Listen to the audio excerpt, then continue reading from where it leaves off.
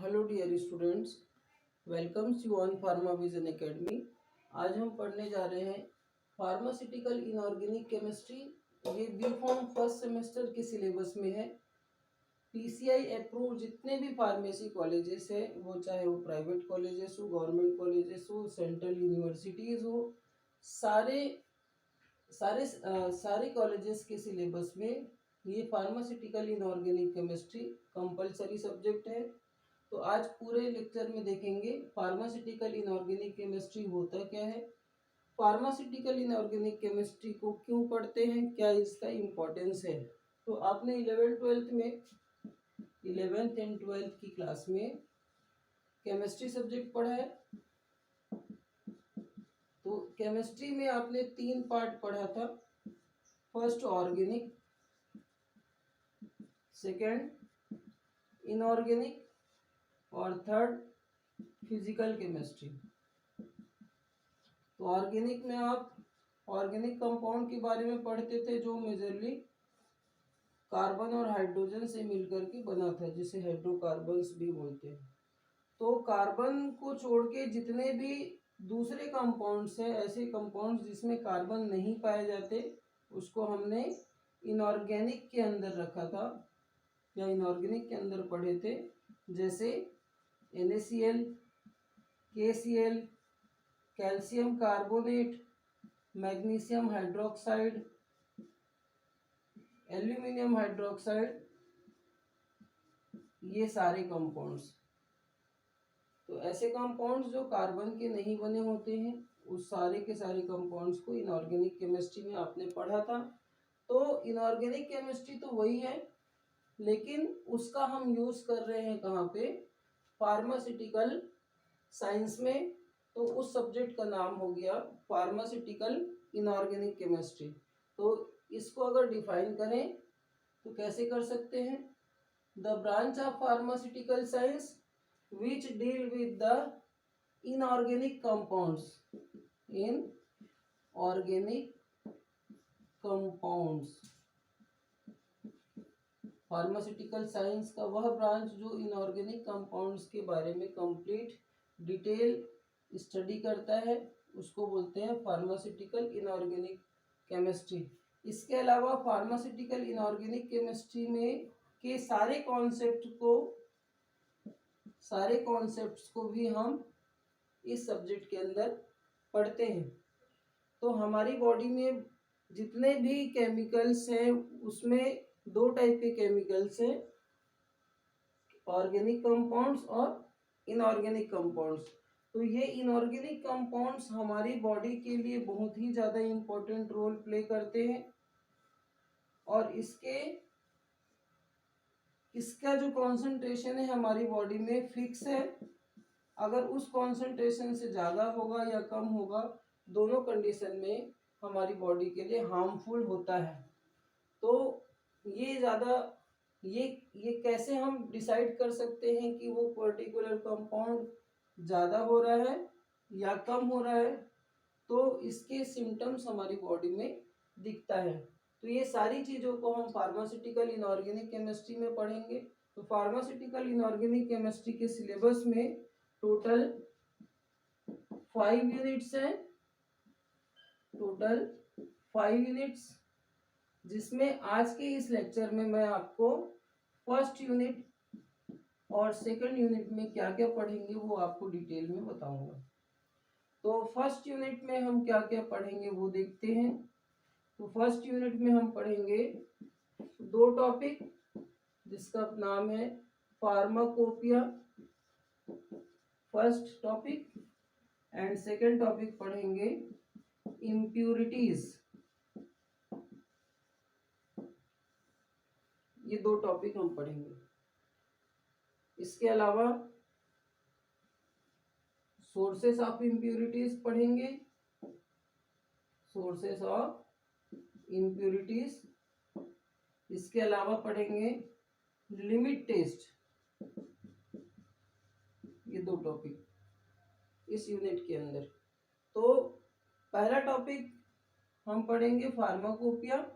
तो फार्माकोपिया क्या होता है, क्यों इसको बनाया गया, क्या इसके इम्पोर्टेंस है, क्या इसके यूजेस है, वो सारी चीज़ों को हम यूनिट 1 में पढ़ेंगे। तो pharmacopoeia is a standard book of pharmacy. Pharmacopoeia क्या है? फार्मेसी का स्टैंडर्ड बुक है। फार्माकोपिया आपके ड्रग्स का, ड्रग एक्सिपिएंट्स के, इसके अलावा ग्लासवेयर्स, इसके अलावा इंस्ट्रूमेंट्स, मेथड्स, सारी चीजों का स्टैंडर्ड इंफॉर्मेशन रखता है। ऐसा बुक जो सारी चीजों का, ड्रग्स का, मेथड्स के, एक्सिपिएंट्स के, इंस्ट्रूमेंट्स के, ग्लासवेयर्स के, सबके इंफॉर्मेशन, स्टैंडर्ड इंफॉर्मेशन रखता हो, ऐसी बुक को बोलते हैं फार्माकोपिया। ठीक है। तो फार्माकोपिया को बनाने के लिए सेंट्रल एजेंसीज रिस्पॉन्सिबल होती है, सेंट्रल गवर्नमेंट की, और वो एजेंसीज हेल्थ मिनिस्ट्री के अंदर काम करता है। वो सेंट्रल एजेंसी इंडिया का है फार्माकोपियल कमीशन। फार्माकोपियल कमीशन ये किसके अंडर काम करता है? Health ministry of India. तो इसकी रिस्पॉन्सिबिलिटीज होती है फार्माकोपिया को कब बनाना है, कितना उसमें अपडेट करने हैं, कौन से ड्रग ऐड करने हैं, कौन सा रिमूव करने हैं, वो सारी चीजों को फार्माकोपियल कमीशन देखती है।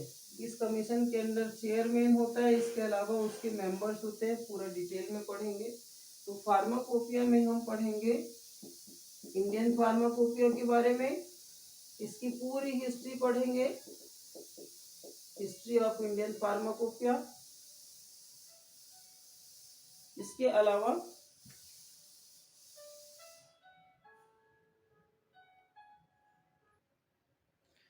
अलावा हम पढ़ेंगे British pharmacopoeia, United state pharmacopoeia, सारी चीजों के बारे में, सारे फार्माकोपियास के बारे में पढ़ेंगे। तो आपने देखा आईपी, बीपी, यूएसपी, तो जितने भी डेवलपिंग या डेवलप्ड कंट्रीज होते हैं, सब कंट्रीज के पास अपना अपना फार्माकोपिया होता है।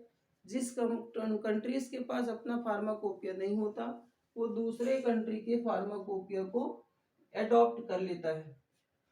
तो पूरी हिस्ट्री में हम पढ़ेंगे कि प्री इंडिपेंडेंस, इंडिया के 2 फेजेस हैं, 2 एरा है। पहला इंडिपेंडेंस से पहले और दूसरा पोस्ट इंडिपेंडेंस। आजादी के मिलने से पहले हम कौन सी बुक को स्टैंडर्ड बुक पढ़ते थे फार्मेसी के लिए? तो उसको पढ़ते थे ब्रिटिश फार्माकोपिया को। आजादी के बाद या आजादी मिलने वाली थी, उसके जस्ट पहले ये डिसाइड किया गया कि भारत, इंडिया के लिए अपना अलग से फार्माकोपिया होना चाहिए। तो प्रिपरेशन स्टार्ट करने के लिए कमीशन बनाया गया, जिसको बोलते हैं first pharmacopoeial commission of India.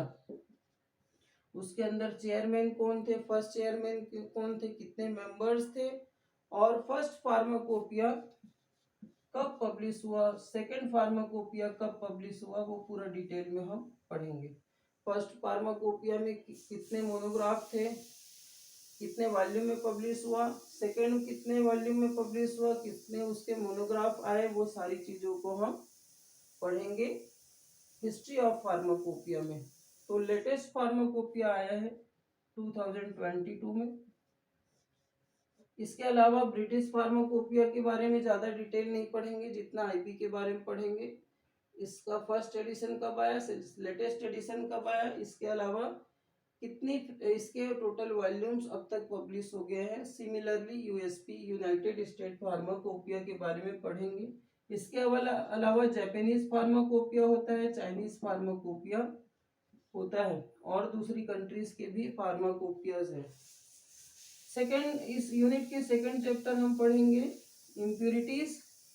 तो जो भी केमिकल कंपाउंड या जो भी ड्रग हम लेते हैं, वो ड्रग हमारी बॉडी के लिए 2 चीजें होनी चाहिए उस ड्रग में, फर्स्ट सेफ और दूसरा इफेक्टिव। 2 चीजें सबसे ज्यादा इंपॉर्टेंट है। कोई भी मेडिसिन आप ले रहे हैं तो पहला वो आपकी बॉडी के लिए सेफ होना चाहिए, वो दूसरा इफेक्टिव होना चाहिए। सपोज आप एंटी हाइपरटेंसिव ले रहे हो, मीन्स ब्लड प्रेशर आपका बढ़ा हुआ है, तो उसको अगर कम करना है या नॉर्मल करना है तो एंटी हाइपरटेंसिव मेडिसिन नॉर्मल तो कर देता है, लेकिन अगर वो किडनी के लिए हार्मफुल है, किडनी की सेल्स के लिए हार्मफुल है, तो ऐसी मेडिसिन को हम नहीं लेते। तो अगर कोई ड्रग कितना भी ज़्यादा इफेक्टिव हो, सेफ अगर नहीं है तो उसको नहीं लेते। तो अगर दो कंडीशंस हो सकते हैं, फर्स्ट, अगर उस ड्रग में किसी भी टाइप की इम्प्यूरिटीज है तो उस केस में वो अनसेफ होगा, ठीक है, या फिर उस पर्टिकुलर ड्रग का ही नेचर होगा, एडवर्स इफेक्ट वो दिखाता होगा, तो वो किडनी के नेफ्रॉन्स जो यूनिट है किडनी का उसको डैमेज कर सकता है। तो फर्स्ट केस हम देखेंगे इम्प्यूरिटीज। अगर कोई कंपाउंड है, उस कंपाउंड में सपोज पैरासीटामोल है, तो पैरासीटामोल का अगर कोई केमिकल, पैरासीटामोल का कोई बॉक्स केमिस्ट्री के लैब से आप निकाल रहे हो, तो आपका एक्सपेक्टेशन ये रहता है कि उस पैरासीटामोल में सिर्फ पैरासीटामोल हो, उसमें लेड ना हो, उसमें क्लोराइड ना हो, उसमें फ्लोराइड ना हो, उसमें आयोडीन ना हो, ये सारी चीजें। अगर उसमें ये सारी चीजें हैं, इसका मतलब वो इम्प्योर है। आपको चाहिए तो सिर्फ और सिर्फ पैरासीटामोल चाहिए, उसके अलावा कुछ भी नहीं चाहिए। तो कोई भी कंपाउंड प्योर होना जरूरी है, तो प्यूरिटी की लिमिट कितनी होनी चाहिए, और प्यूरिटी अगर कोई इम्प्यूरिटीज है तो वो इम्प्यूरिटीज कितने लिमिट तक की होनी चाहिए, और वो सारी इम्प्यूरिटीज कहाँ कहाँ से आ रही है, क्या क्या सोर्सेस है, वो सारी चीजों को हम इस यूनिट में पढ़ेंगे। तो अगर कोई इम्प्यूरिटी है तो उसकी लिमिट होनी चाहिए, ठीक है, 100% प्योर नहीं किया जा सकता। अगर प्योर करते हैं तो प्राइस बढ़ेगा उस प्रोडक्ट का। तो ये प्राइस क्यों बढ़ेगा, क्योंकि आपको मेन पावर लगेगा, मनी लगेगा और टाइम लगेगा, ठीक। तो ये पूरा डिटेल हम पढ़ेंगे, sources of impurities and limit test. ऐसे कौन कौन से इम्प्यूरिटीज है जिसकी लिमिट को हम चेक करते हैं फार्मास्यूटिकल कंपाउंड के अंदर, पूरा डिटेल में पढ़ेंगे इस यूनिट के अंदर। सेकेंड यूनिट में देखते हैं यूनिट 2। इस यूनिट में 3 चैप्टर हम पढ़ेंगे। फर्स्ट है एसिड, दूसरा है बेस और तीसरा है बफर। इसके अलावा हम आइसोटोनिक सॉल्यूशन पढ़ेंगे, आइसोटोनिक सॉल्यूशंस। हमारे बॉडी में जितने भी सिस्टम है वो सारे सिस्टम के लिक्विड्स में कहीं कहीं एसिडिक है और कहीं कहीं वो बेसिक है।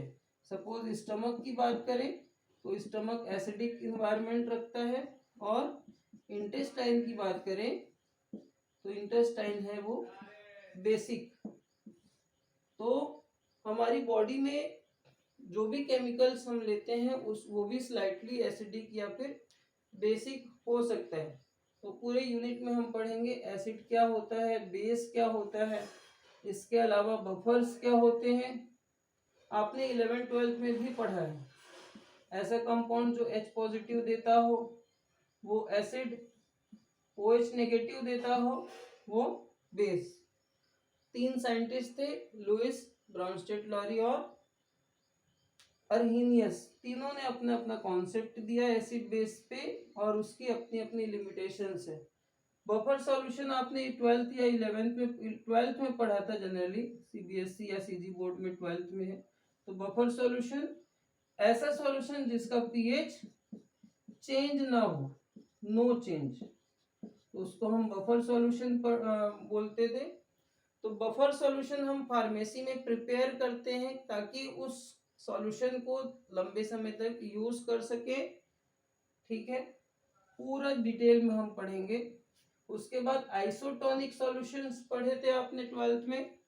तो ऐसा सॉल्यूशन जिसका osmotic pressure osmotic pressure pi से इंडिकेट करते हैं। कोई सॉल्यूशन ए है जिसका ऑस्मोटिक प्रेशर पाई ए है और सॉल्यूशन बी जिसका ऑस्मोटिक प्रेशर पाई बी है। अगर दोनों सॉल्यूशन का ऑस्मोटिक प्रेशर इक्वल है तो उससे उस सॉल्यूशन को हम बोलते हैं आइसोटोनिक सॉल्यूशंस। आइसोटोनिक सॉल्यूशंस क्यों बनाते हैं उसके बारे में पढ़ेंगे, कैसे बनाते हैं उसके बारे में पढ़ेंगे, इसके अलावा इसकी प्रॉपर्टीज पढ़ेंगे। आइसोटोनिक सॉल्यूशंस, अगर कोई सॉल्यूशन आइसोटोनिक है तो उसका टोनिसिटी कैसे कैलकुलेट करते हैं उसके बारे में पढ़ेंगे। कैलकुलेशन, यदि कोई सॉल्यूशन दो अगर अलग अलग सॉल्यूशन है, सॉल्यूशन ए जिसका ऑस्मोटिक प्रेशर अलग है, सॉल्यूशन बी जिसका ऑस्मोटिक प्रेशर अलग है, तो दोनों को आपस में कैसे हम आइसोटोनिक बना सकते हैं उसको बोलते हैं आइसोटोनिसिटी एडजस्टमेंट। वो सारा चीज पढ़ेंगे। इसके अलावा आइसोटोनिक सॉल्यूशंस, किसी भी सॉल्यूशन की टोनिसिटी कितने टाइप्स की होती है, हाइपो, हाइपर और आइसोटोनिक, ये पूरा डिटेल हम इस चैप्टर में पढ़ेंगे। इसके अलावा इसकी यूनिट में सेकंड चैप्टर आता है आपका इलेक्ट्रोलाइट्स। तो हमारी बॉडी में बहुत सारे ऐसे इनऑर्गेनिक कंपाउंड हैं जो आयनाइज हो जाते हैं।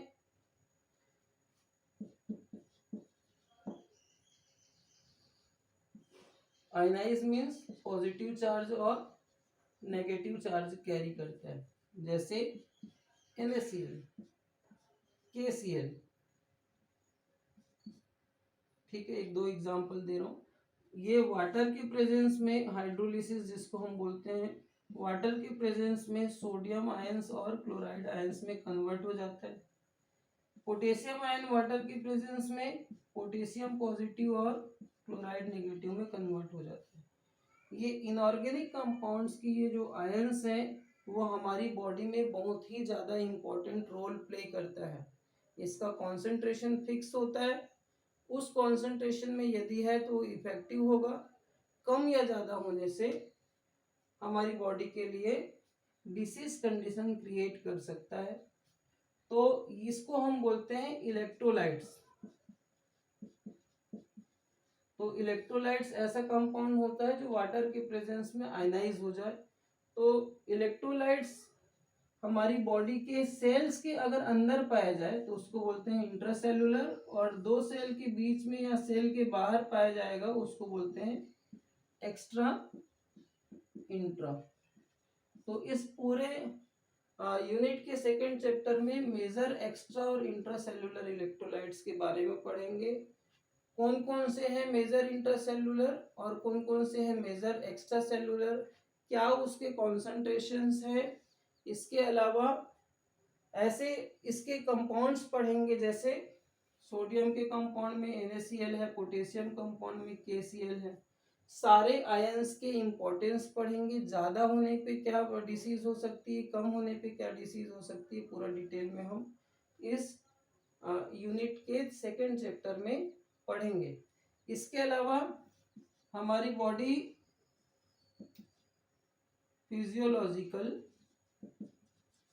एसिड बेस बैलेंस, हमारी बॉडी अगर एसिडिटी बढ़ जाती है या बेसिसिटी बढ़ जाती है, दोनों कंडीशन में हमारी बॉडी बढ़े हुए एसिड को या बेस को नॉर्मलाइज करती है।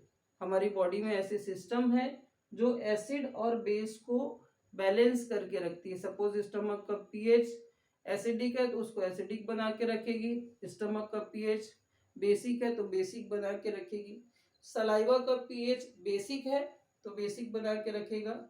तो ऐसे सिस्टम्स हमारी बॉडी में है तो उसको बोलते हैं, और वो बैलेंस करने का काम हमेशा करता है, और उस फिनोमिना को बोलते हैं फिजियोलॉजिकल एसिड बेस बैलेंस। उस प्रोसेस को बोलते हैं फिजियोलॉजिकल एसिड बेस बैलेंस।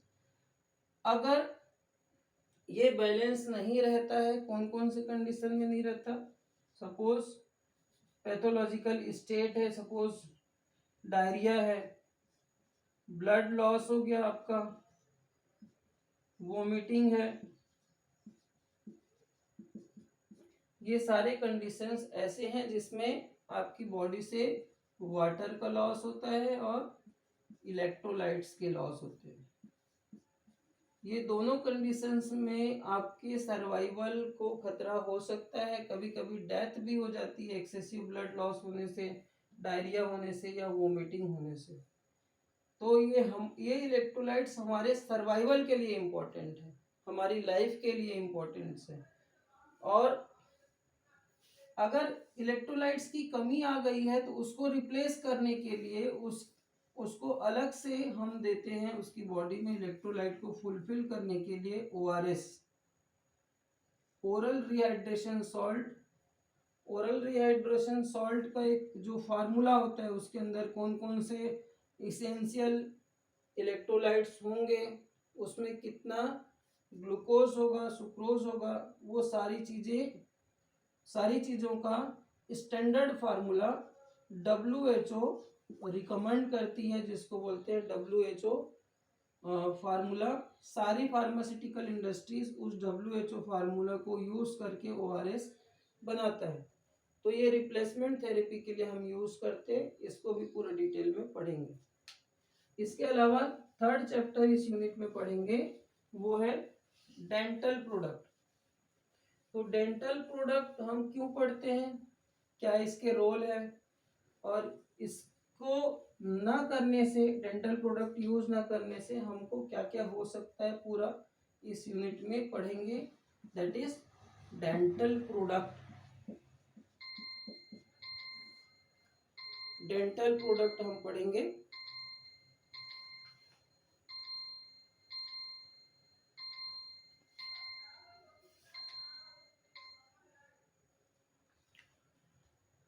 तो डेंटल प्रोडक्ट में ओरल हाइजीन पढ़ेंगे। ओरल हाइजीन, ओरल हाइजीन में हम ये पढ़ेंगे कि हम क्यों हमको ओरल कैविटीज को क्यों क्लीन करना पड़ेगा, क्यों पड़ता है। इसके अलावा ओरल कैविटी के अंदर क्या क्या चीजें इंक्लूडेड है, जैसे टीथ है, टंग है,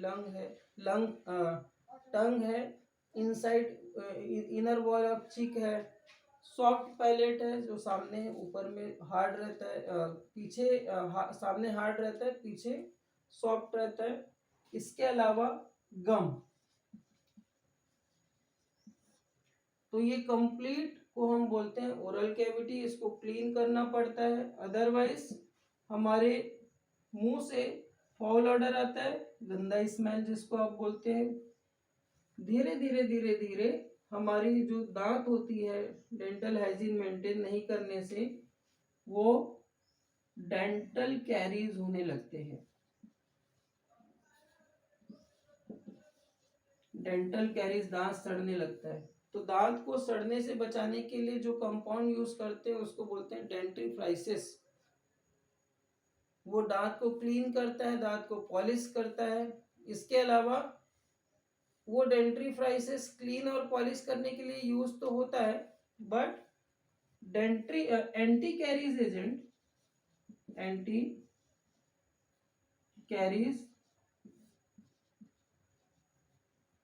एजेंट स्पेशली डेंटल कैरीज को दांत को सड़ने से बचाने के लिए यूज होता है, वो भी सोडियम हाइड्रोजन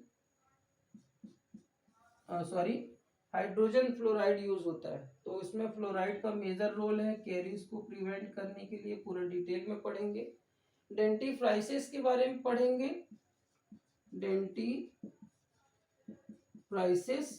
डेंटिफ्राइसिस जो कोलगेट है, पेस्ट है, पाउडर है, टूथ पाउडर, वो आपके दांत को क्लीन करने के लिए और दांत में चमक बनाए रखने के लिए डेंटिफ्राइसिस को ब्रश या टीथ फिंगर के साथ के यूज से हम करते हैं।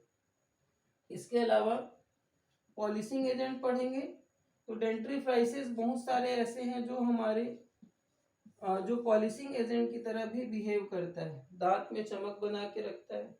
इसके अलावा डिसेंसिटाइजिंग एजेंट पढ़ेंगे। डेंटल कैरीज होने से दांत में दर्द होती है, तो उसकी सेंसिटिविटी को कम करने के लिए डिसेंसिटाइजिंग एजेंट पढ़ते हैं।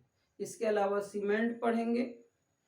डेंटिस्ट लोग सर्जरी के समय टेम्परेरी सीमेंट यूज करते हैं ताकि वो ओरल कैविटीज में जो नया दांत लगाया है वो दांत थोड़े समय के लिए वो सेट हो, एक जगह पे फिक्स हो, उसको बोलते हैं टेम्परेरी सीमेंट। परमानेंट सीमेंट के बारे में पढ़ेंगे, जिंक यूजेनॉल करके है। तो permanent cement, temporary cement zinc eugenol. Permanent cement होता है गोल्ड। जब दांत में गड्ढे हो जाते हैं उस केस में हम गोल्ड के थ्रू उस गड्ढों को फिल करते हैं। ठीक है, तो इस पूरे लेक्चर में 2 यूनिट को मैंने शॉर्ट में बताया है, इसका पूरा डिटेल पढ़ेंगे। नेक्स्ट लेक्चर में हम यूनिट 3, यूनिट 4 और यूनिट 5 का शॉर्ट समरी पढ़ेंगे कि आने वाले टाइम पे उस यूनिट में हम क्या क्या पढ़ने वाले हैं। Thank you so much. इस वीडियो को लाइक करें, सब्सक्राइब करें। नए अपडेट्स के लिए सब्सक्राइब करना और बेल आइकन को प्रेस करें। Thank you so much.